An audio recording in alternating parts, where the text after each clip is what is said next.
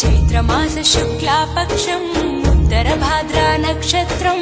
ఉగాది తెచ్చెను గుండెకు ఆనందం ఆయని గురుతులు అయ్యను మన సొంతం